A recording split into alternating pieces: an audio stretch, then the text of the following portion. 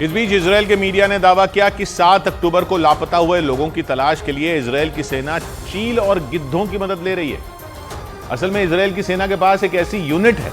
जो पक्षियों की भर्ती करती है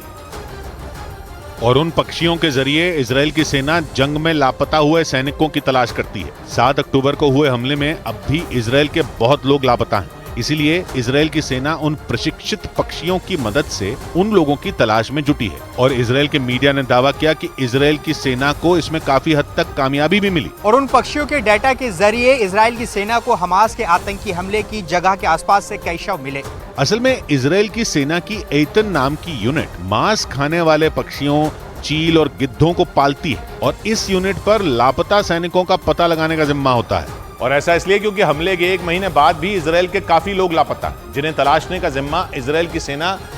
एतन यूनिट को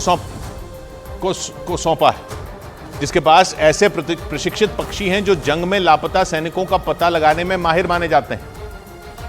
और उम्मीद की गई कि 7 अक्टूबर को हुए हमले के बाद से जो लोग लापता हुए उन्हें एतन यूनिट के प्रशिक्षित पक्षी ढूंढ लेंगे, क्योंकि इजरायल पर हुए हमले को 1 महीने से ज्यादा का समय बीत चुका है और लापता लोगों के परिवारों ने इजरायल की सेना और सरकार के खिलाफ प्रदर्शन भी शुरू कर दिया। लेकिन अभी तक लापता लोगों के बारे में कोई जानकारी नहीं मिल सकी है, जिसकी वजह से इजरायल की सेना और पुलिस पर लापता लोगों को तलाश करने का दबाव बढ़ता ही जा रहा है। इजरायल के मीडिया के मुताबिक लापता लोगों की तलाश में आ रही मुश्किलों का हल तलाशने का आइडिया भी इजरायल की सेना को उसी एतन यूनिट के अधिकारियों ने ही दिया था, क्योंकि इस यूनिट में भर्ती पक्षी खोजी उपकरणों से लैस होते हैं और शवों का पता लगाने में माहिर माने जाते हैं।